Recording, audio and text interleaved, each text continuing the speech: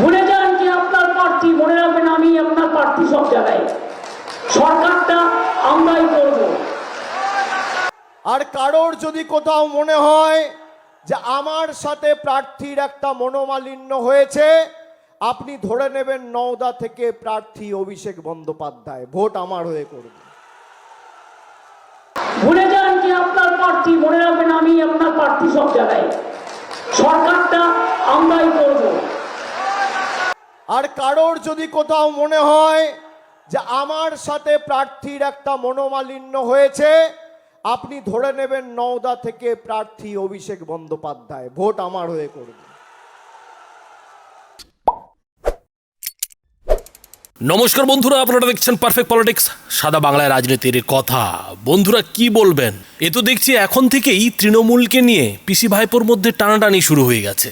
পিসি বলছেন যে সব জায়গায় আমিই প্রার্থী, আমাকে দেখেই ভোট দেবেন। অন্যদিকে ভাইপো আবার বলছেন যে ওসব প্রার্থী দেখে লাভ নেই, যদি প্রার্থী নিয়ে কোনো সমস্যা থাকে তাহলে ভাববেন আমিই প্রার্থী। অর্থাৎ একদিকে মমতা বন্দ্যোপাধ্যায় নিজেকে সব জায়গায় প্রার্থী হিসেবে ঐক্যতার বার্তা দিতে চাইছেন, অন্যদিকে ঠিক তার মতো করেই তার ভাইপো অভিষেক বন্দ্যোপাধ্যায়ও তৃণমূলের যে প্রার্থী সমস্যা, সেই সমস্যা মেটাতে তিনি নিজেকে প্রার্থী হিসেবে তুলে ধরছেন।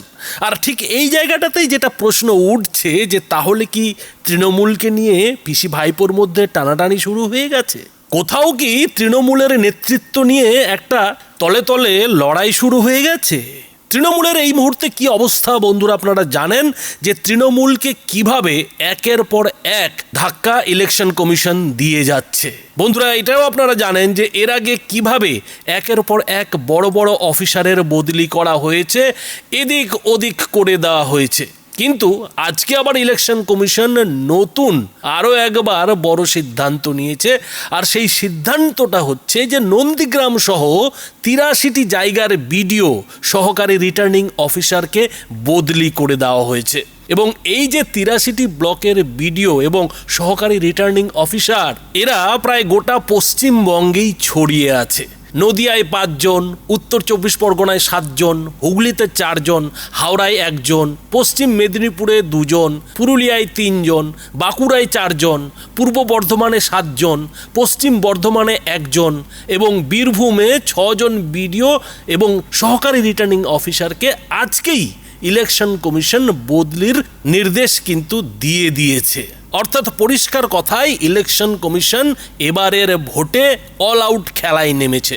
মমতা বন্দ্যোপাধ্যায় যে ঘুঁটিটা সাজিয়েছিলেন একেবারে নবান্ন থেকে শুরু করে পঞ্চায়েত বিডিও অফিস পর্যন্ত, সেই ঘুঁটিটাকে পুরো ঘেঁটে দিয়ে এবার কিন্তু ইলেকশনটা নিরপেক্ষ করাতে চাইছে ইলেকশন কমিশন। ১৫ বছর ধরে তৃণমূলের যে ঘুঘুর বাসা, সেই ঘুঘুর বাসাটাই কিন্তু এবার ইলেকশন কমিশনের একের পর এক সিদ্ধান্তে ভেঙে দেওয়ার একটা চেষ্টা দেখা যাচ্ছে। এখন ইলেকশন কমিশন আদৌ এই সব করে কতটা ঘুঘুর বাসা ভাঙতে পারবে না পারবে সেটা পরের বিষয়, কিন্তু কথা হচ্ছে যে ইলেকশন কমিশনের তরফে এই যে মমতা বন্দ্যোপাধ্যায়ের সরকারের পুরো ঘুঁটির ছক, সেই ছকটা যে এরই মধ্যে পুরোপুরিভাবে ঘেটে গেছে, এটা কিন্তু মমতা বন্দ্যোপাধ্যায়ের যে জনসভায় বক্তব্য, সেই বক্তব্য থেকেই বেশ বোঝা যাচ্ছে। কেননা মমতা বন্দ্যোপাধ্যায় কিন্তু রীতিমতো এখন পাগলের মতো হয়ে যাচ্ছেন যে তিনি এর বিরুদ্ধে কি বলবেন, তিনি আর ইলেকশন কমিশনকে কি গালাগাল দেবেন। কেননা মমতা বন্দ্যোপাধ্যায়ের সামনে তো ইলেকশন কমিশনকে গালাগাল দেওয়া ছাড়া আর কোনো উপায় নেই, কোনো রাস্তা নেই, কোনো শক্তি নেই, ক্ষমতা নেই। ফলে মমতা বন্দ্যোপাধ্যায় তার গায়ের ঝালটা জনসভায় দাঁড়িয়ে ইলেকশন কমিশন আর নরেন্দ্র মোদীকে গালাগাল দিয়েই কাটাচ্ছেন। এবং তৃণমূল নেত্রীর দুরবস্থা দেখুন যে এবার তিনি পায়ে ব্যান্ডেজও বাঁধতে পারছেন না। কেননা এই ব্যান্ডেজ নিয়ে বিজেপি যেভাবে প্রচার করেছে, মানুষ যেভাবে সচেতন হয়ে গেছে, সেই খেলাটাও কিন্তু তিনি এবার খেলতে পারছেন না। আর এই নিয়েই যখন কেন্দ্রীয় স্বরাষ্ট্রমন্ত্রী অমিত শাহ দুটো কথা বলে দিলেন, তখনই কিন্তু সেটাকে হাতিয়ার করে মমতা বন্দ্যোপাধ্যায় আবারও সেই খেলার একটা কোথাও ইঙ্গিত দিয়ে দিলেন। আর সেই ইঙ্গিতটা দিতে গিয়ে তিনি ঠিক কি বললেন বন্ধুরা ছোট্ট করে দেখুন।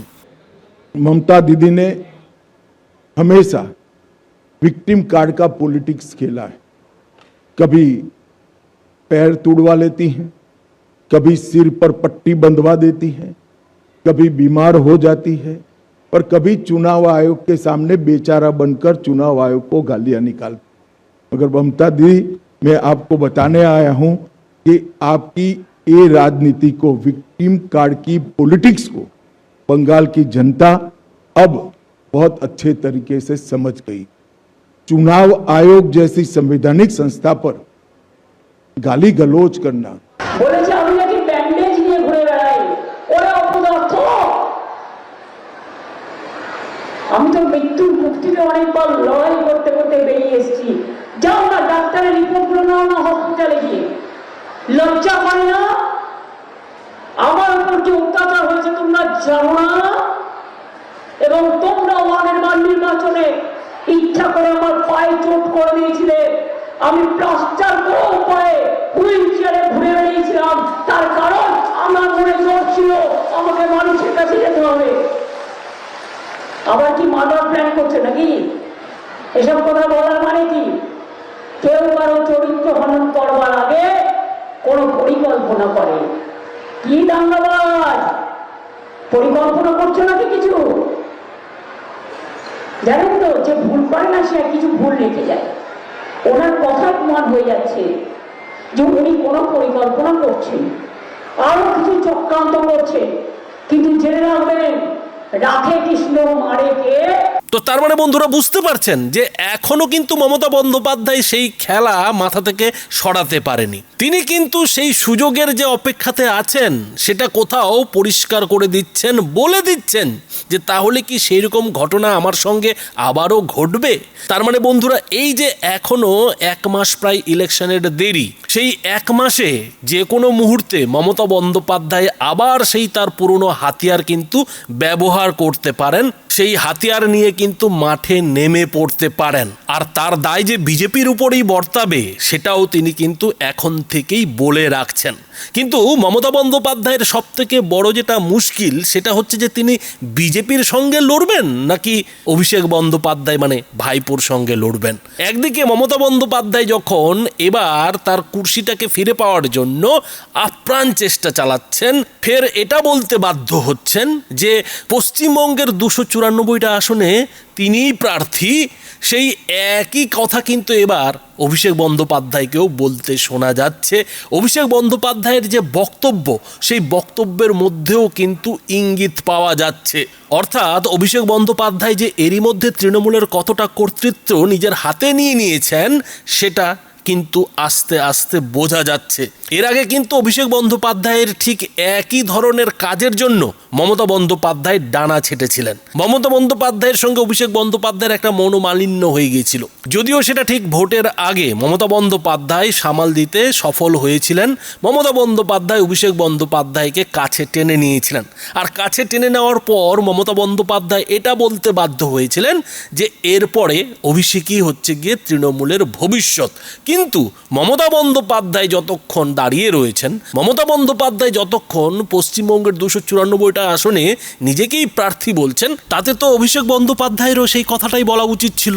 তৃণমূলের কর্মী সমর্থকদের এটা বার্তা দেওয়া উচিত ছিল যে প্রার্থী নিয়ে ভাববেন না, বাংলার 294টা আসনে মমতাই প্রার্থী, দিদিই প্রার্থী কিংবা পিসিই প্রার্থী। কিন্তু অভিষেক বন্দ্যোপাধ্যায় সেটা বলছেন না, বরং তিনি নিজেকে সেখানে জুড়ে দিচ্ছেন, বলছেন আমি প্রার্থী। তার মানে কি? তার মানে অভিষেক বন্দ্যোপাধ্যায়ও চাইছেন যে যত তাড়াতাড়ি সম্ভব মমতা বন্দ্যোপাধ্যায়ের জায়গায় নিজেকে তুলে ধরা, নিজেকে সেইখানে প্রতিষ্ঠিত করে দেওয়া। আর যেহেতু মমতা বন্দ্যোপাধ্যায় তৃণমূলের ভবিষ্যৎ বলে অভিষেক বন্দ্যোপাধ্যায়কে এরই মধ্যে তুলে ধরেছেন, ফলে অভিষেক বন্দ্যোপাধ্যায় এটা বুঝতে পেরেছেন যে খুব শিগগিরই তৃণমূল তার হাতে আসতে চলেছে। আর হয়তো মমতা বন্দ্যোপাধ্যায় যেভাবে বলছেন যে পশ্চিমবঙ্গে বিজেপিকে হারিয়ে এরপরে তিনি দিল্লি আক্রমণ করবেন, মানে দিল্লিতে গিয়ে নরেন্দ্র মোদী সরকারকে এই 26-এই ফেলে দেওয়ার চেষ্টা করবেন, তাতে অভিষেক বন্দ্যোপাধ্যায় এটা মনে করছেন যে হতে পারে এই 26-এই তৃণমূলের রাশ, এই রাজ্যের রাশ তার হাতে দিয়ে মমতা বন্দ্যোপাধ্যায় হয়তো মোদীর সঙ্গে লড়াই করতে দিল্লি চলে যাবেন।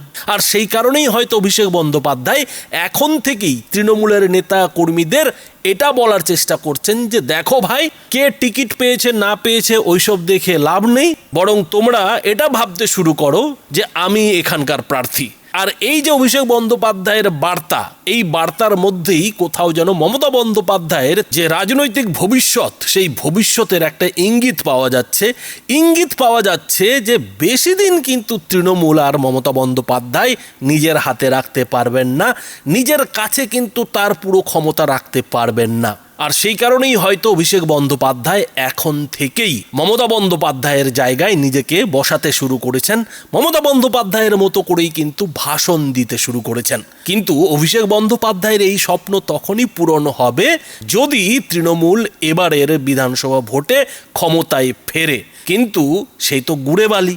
কেননা এরই মধ্যে ইলেকশন কমিশন যেভাবে ঘুঁটি ঘেঁটে দিয়েছে, তাতে তৃণমূল যদি এবারের ভোটে হারে, মমতা বন্দ্যোপাধ্যায় যদি মুখ্যমন্ত্রীর কুর্সি হারান, তাহলে ইলেকশন কমিশন এবং বিজেপির পাশাপাশি আবার ভাইপো অভিষেক বন্দ্যোপাধ্যায়কেও মমতা বন্দ্যোপাধ্যায় এর জন্য দায়ী করবেন না তো? পরাজয়ের দায়টা পুরোপুরিভাবে অভিষেক বন্দ্যোপাধ্যায়ের দিকে ঠেলে দেবেন না তো? প্রশ্নটা কিন্তু উঠছে বন্ধুরা। তো বন্ধুরা, এই বিষয়ে আপনাদের কি মতামত? আপনাদের মতামত অবশ্যই এই ভিডিওটির নিচে কমেন্ট বক্সে লিখে জানাবেন। ধন্যবাদ।